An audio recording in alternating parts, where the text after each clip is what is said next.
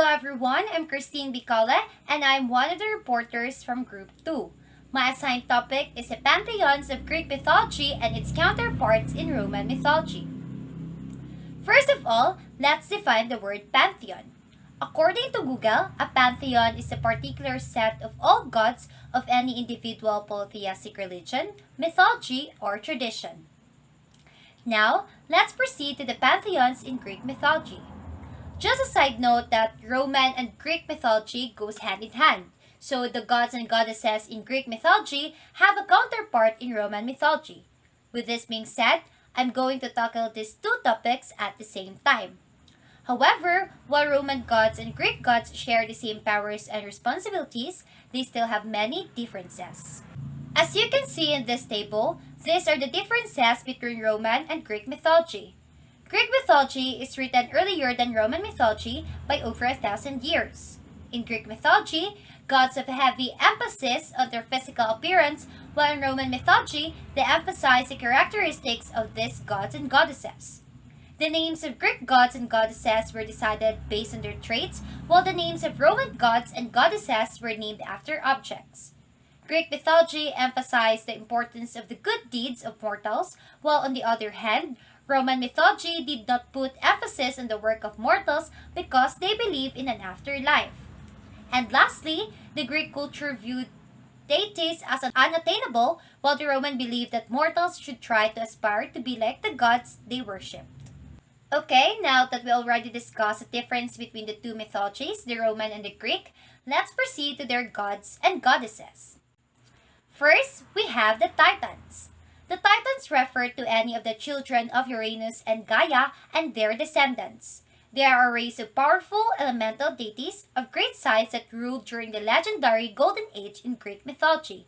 They were originally 12 Titans and they are about 20 to 30 feet tall. Imagine! Now, let's tackle them one by one, shall we? First in line is Oceanus. In Roman mythology, he is called Ocean. He is a Titan god of the sea and water. He is the eldest and is married to his sister Thetis. Together, they produce 6,000 spirits of the oceans and streams. However, both of them are too fertile, causing floods, thus they divorce. He is often depicted in Greek paintings as a bullhorn god with the tail of a serpentine fish. Next is his wife Thetis, both in Greek and Roman mythology. She is a Titan goddess of fresh water. She was the mother of the rivers, springs, streams, fountains, and even the clouds. Her name was derived from the Greek word that means nurse or grandmother. Next is Hyperion. In Roman, he is called Sun. He is a Titan god of light and observation. He married his sister Theia. His children were Helios, the sun, Selene, the moon, and Eos, the dawn. And his three brothers were Chios, Krios, and Agapetus. They formed the four pillars that separated and held the heavens above one another. He is in charge of the pillar of the east. Next is Theia, also known as Dione in Roman mythology. She is a Titan goddess of the sun and light. She is a ravishing beauty and arguably the loveliest of the 6 Titan daughters. She imbued gold, silver, and precious gems. Next is Chios, the Titan god of the oracles, wisdom, and foresight. He was the keeper of the pillar of the north. He married his sister Phoebe. Speaking of Phoebe, the next Titan is Phoebe. She is a Titan goddess of prophecy and intellect. Chios and Phoebe's children include Asteria and Leto, who were foundational figures in mythology. Next is Krios, the Titan god of constellations. He is a southern pillar. He married his half-sister Eurybia, who was not part of the Titans. They produced 3 children, Astrios, the god of the dusk, Pallas, the god of warcraft, and Perseus, the god of destruction. Next is the Titan goddess of memory, Mnemosyne, also known as Moneta. She is a goddess of time and inventress of language and words. She did not marry one of her brothers, but still helped mother the next generation of deities. She slept with Zeus for 9 days and gives birth to 9 muses. Next is Iapetus. He is a Titan god of mortal life or god of death.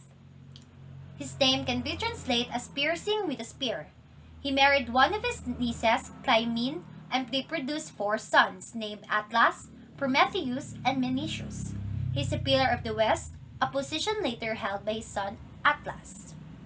Next is Themis, also known as Justitia or Justitia, which is a Titan goddess of law, order, and justice. She is the second wife of Zeus.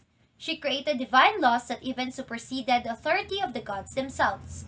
She was often represented as a woman of sober appearance, carrying a pair of scales. Then we have Cronus, also known as Saturn. He is the strongest among the Titans. He is a Titan rules of the universe. Lastly, we have Rhea, also known as Ops, which is the Titan goddess of fertility. They married each other, however, there was a prophecy which states that one of the children of Cronus will dethrone him in the future. Because of this, he swallowed all of their children soon as they were born. However, Rhea, wanting to protect her baby, swaddled the stone in baby clothes and gave the stone to Cronus to swallow. She then secured the baby by hiding him away in a cave. And this baby is the most famous Greek god, whose name is Zeus. Now that we've finished tackling the Titans, let's proceed to the Olympians. But wait, do you have any idea what are the Olympians? Well, Olympians are deities primarily consisting of a third and fourth generation of immortal beings. They are worshipped as the principal gods of the Greek pantheon. Their names are based on their residency, which is atop Mount Olympus. First in line is Rhea and Cronus' son Zeus. You probably heard about him a lot of times, but let's tackle him more. Zeus is also known as Jupiter in Roman mythology. He is known as the king of the Olympian gods and the supreme deity in Greek region. He is the father, the god of thunder, and the cloud gatherer. He married his sister Hera, but he is infamous for his adulterous affairs. This leads to him having so many offspring, in which we're going to tackle later on. Next is Zeus' wife Hera, also known as Juno. She is the queen of the ancient Greek gods. She represented the ideal woman, the goddess of marriage and the family, and the protectress of women in childbirth. She is well known for his vengeful and jealous nature. Next is Athena. In Roman mythology, she is known as Minerva. She is the favorite daughter of Zeus, probably because no mother bore her. She sprung from the head of Zeus, full grown and in full armor. She is the wisest, most courageous, and certainly the most resourceful of the Olympian gods.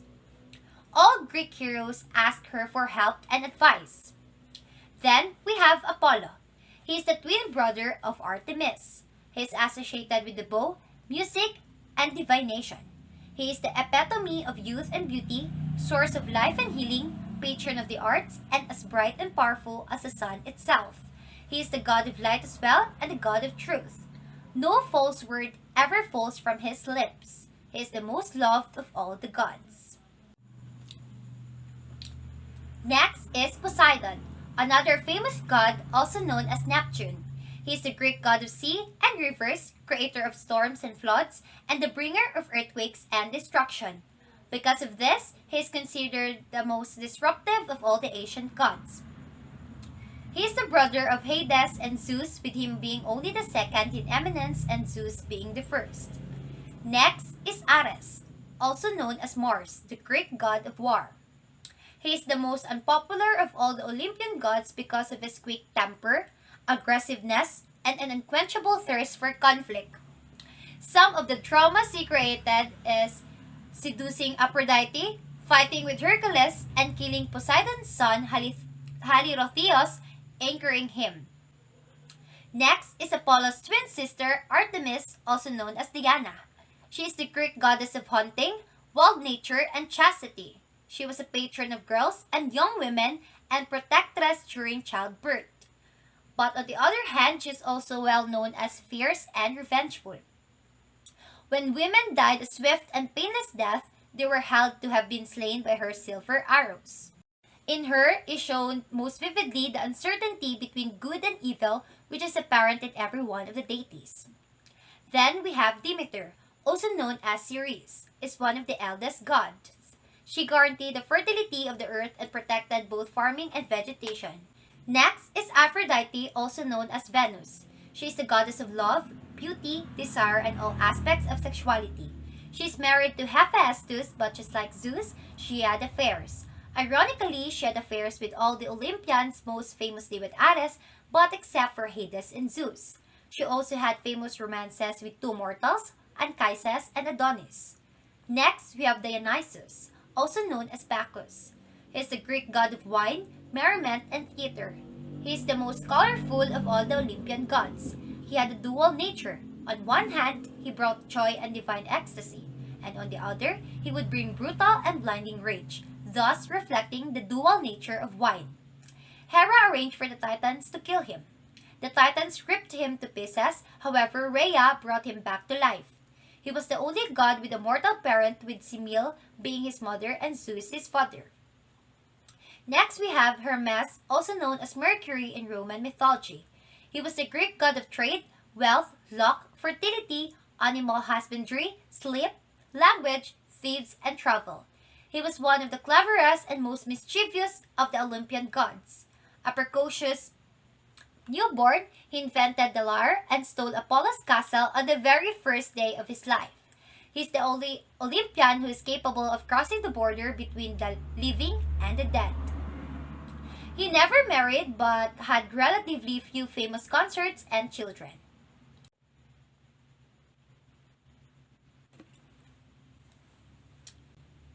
Finally, we have Hephaestus, also known as Vulcan. He was the Greek god of fire, metallurgy, and crafts. He was the husband of Aphrodite. He neither possesses the physical flawlessness of the other gods. Hera, his mother, was so ashamed of his deformity that she was the one who threw him out. However, he was rescued by Thetis and Eurynomé. Later on, he took revenge towards Hera by making her a golden throne. After she was lured in the golden throne, she realized that she was forever tied up in the throne. That is the end of my report about the Greek and Roman pantheons.